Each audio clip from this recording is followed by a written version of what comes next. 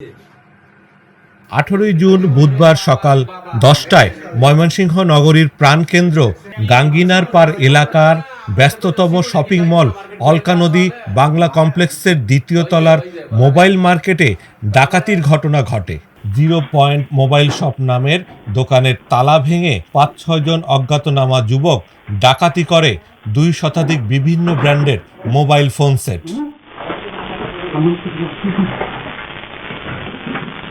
সকাল 10টার দিকে আমার দোকানে যার স্টাফ সকাল 10টা 11টার দিকে আসছে আমাকে ফোন দিয়ে বলতেছে দোকান তালা আরেকটা চেঞ্জ করা, তালা অন্য তালা লাগানো।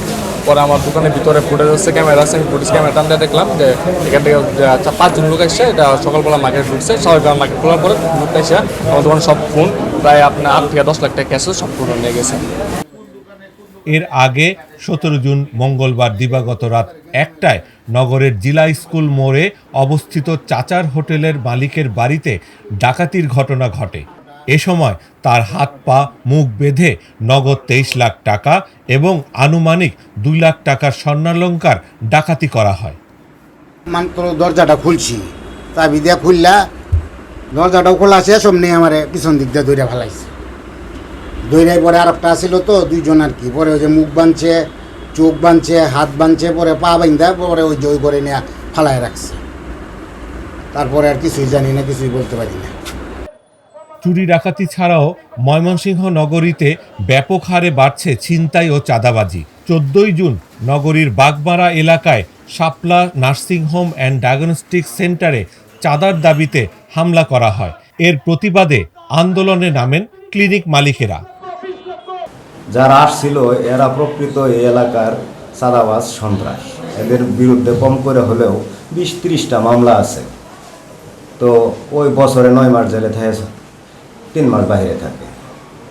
তো ওই দিনও আমার কাছে 60 টাকা চাইছে, আমি টাকা দিতে অস্বীকার করছি। অস্বীকার করার পরে তারা আমার সাথে হাতাহাতি শুরু করছে। আমি 2 হাতে তাদেরকে প্রতিহত করার চেষ্টা করছি, যতটুকু করছি। তা আনুমানিক 4-5 মিনিট আমার সাথে এরকম হাতাহাতি হয়। হাতাহাতি হওয়ার পরে চাঁদা না পায়া তারা তখন মানুষজন জমে যেতেছে, তখন তারা বেরিয়ে গেছে। 16 জুন মিন্টু কলেজ এলাকায় এক রিকশা আরোহীর পথরোধ করে করা হয় ছিনতাই।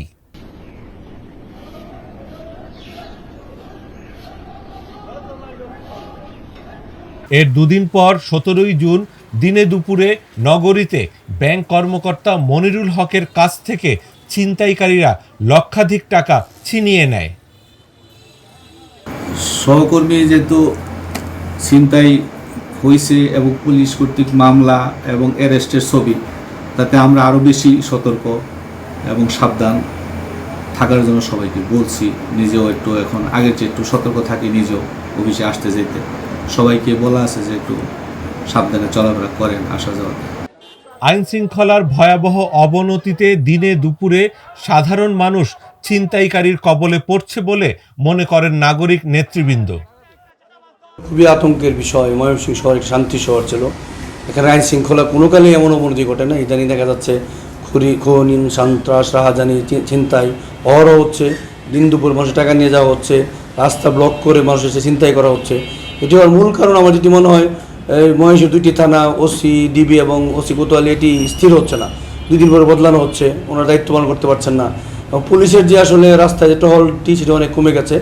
আবার সেই টহল বৃদ্ধি করতে হবে, এটি কম্বিং অপারেশন খুব জরুরি এবং মোড়ে নিশ্চিতভাবেই একটি টহল দল রেডি করে সেখানে রেগুলার পিকেটিং করে চেক আপ করতে হবে এবং পুলিশ দৃশ্যমান রাস্তায় এটি জানা জরুরি। এসব ঘটনায় উদ্বেগ জানিয়ে সবার সম্মিলিত প্রচেষ্টায় ঘুরে দাঁড়ানোর কথা জানিয়েছে খোদ পুলিশ প্রশাসন। চুরি ছিনতাই বেড়ে যাওয়া এটা উদ্বেগজনক। এখানে পুলিশের পাশাপাশি এখানে যে সামাজিক এবং কমিউনিটির একটা দায়িত্ব আছে, সেটাও ফলো করতে হবে। আর আমরা এই দায়িত্বকে এড়িয়ে যাচ্ছি না। আমরা দেখতেছি চুরি যেটা বেড়ে গেছে, আমরা খুব দ্রুত তাদের সবার বিরুদ্ধে ব্যবস্থা নিই। এবং যেখানে যে ঘটনাগুলো ঘটতেছে এগুলো আমরা প্রত্যেকটা ঘটনায় আমরা তদন্ত আইনের মধ্যে নিতেছি, মামলা নিচ্ছি যারা অভিযোগ করতেছে। গত 3-4 মাসে 131 জন ছিনতাইকারীকে ধরা হলেও পুলিশ জানিয়েছে এরা আবার জামিনে বেরিয়ে একই অপরাধে জড়িয়ে পড়ছে।